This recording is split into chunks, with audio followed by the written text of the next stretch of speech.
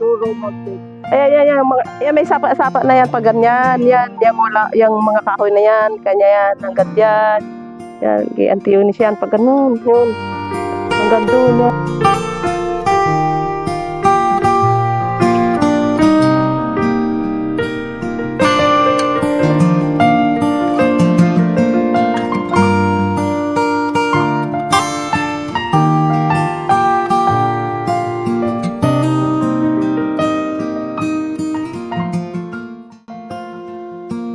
Siguro mga sobra 60 years na siguro itong mangga na to.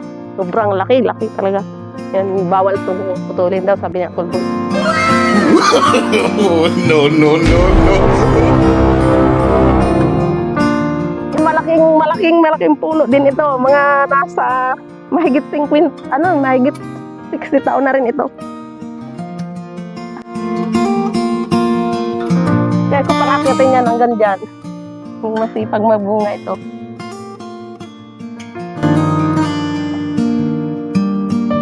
Malaking mga talabasan.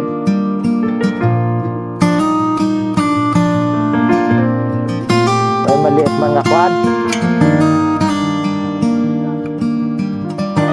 Mga talabasan yan ng kwan na tabasan namin kung kwan bago kahit niyog ng kwanan, taniman.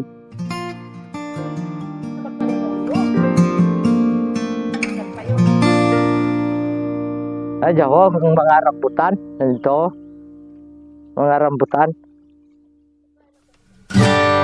Mga 40 puno laman to mga rambutan. Ay 50 sana noon ay namatay. Ang iba sa init.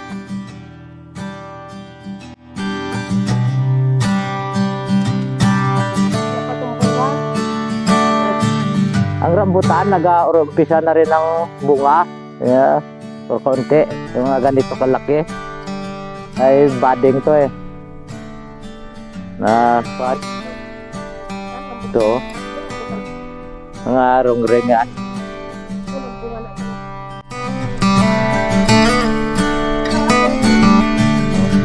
Ito mga ang ibang lasones maliliit man, hindi por parehas ay kanlong ng niyog.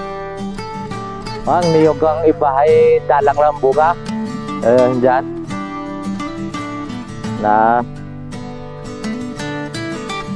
pag mataba-taba ang lupa ay mataba man ang ibang tanim, ang iba ay payat man lupa. Kapag hindi ko, para makita yung lahat. Gano'n.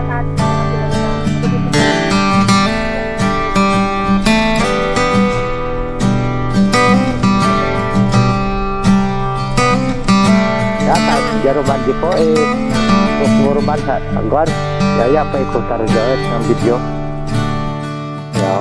kan yan pa mga trabasan ho namin kung magpatabas mga masukal nga iba na tanim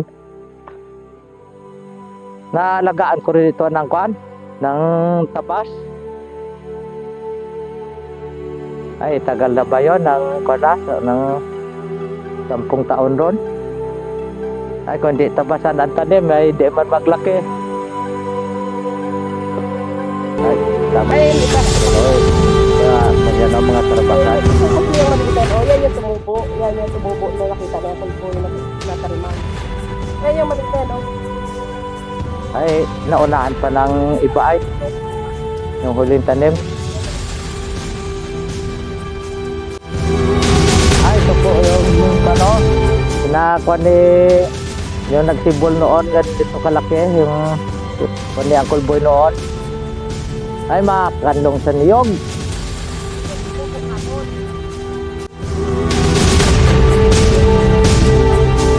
Yoy pa ay sa gano'n sa trabasan din.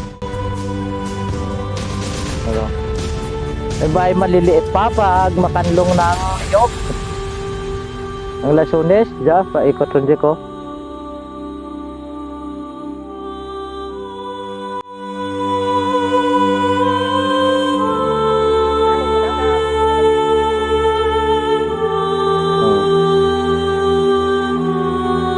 Mga gubat dito ang gan iba'y pan pa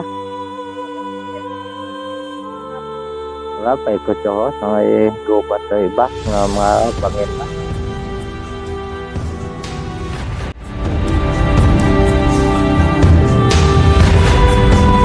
Anak, pag-surudan man. Nabidyohan ka na eh. Tama rin eh. Ito po mga kano, rambutan at mga lansones ay mga 40 puno na may 40 puno na rambutan man ang nabuhay. Buong mga 40 puno man na lansones ay kano, namatay rin ba yung iba noon sa init?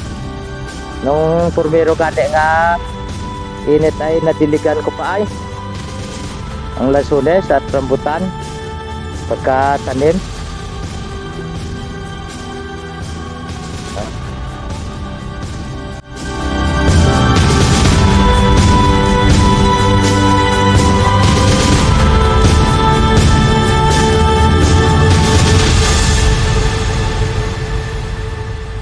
Kasi yan, yung mga kagubatan na yan, yung mga ano na yan, yung mga kahoy, puro kahoyan. Hindi na ba na inapatabasan yan? Basta inapalaki lang ang kahoy. Eh, yung mga kubunan na yun doon, oh, wala naman na tanim yun. Doon kami gapasabsab. Doon sa kubunan na yun. Pa, doon sa tuktok. Eh, ay, i-video mo pa daw. Dikyan, oh, sabi ni Uncle Mar. Wala bunga, hindi man yan niya inahanap. Kwan ba, magubat ang paikot. Yan, oh. Gubat kasi yan dyan, oh, ay, diko to. Kasi hindi masyadong kakwan ang hay.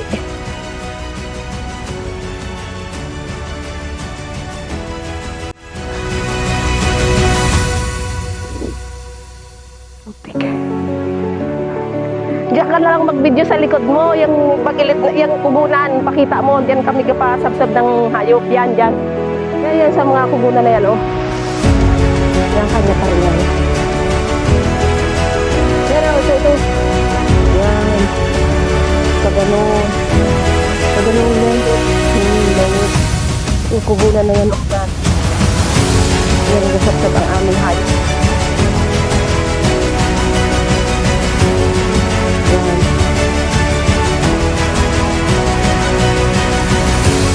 Hindi na yan, hindi na inapatapasan, basta inapalaki lang ng mga puno.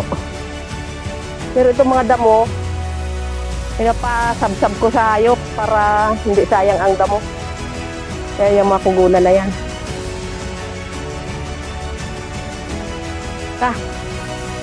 Tama na.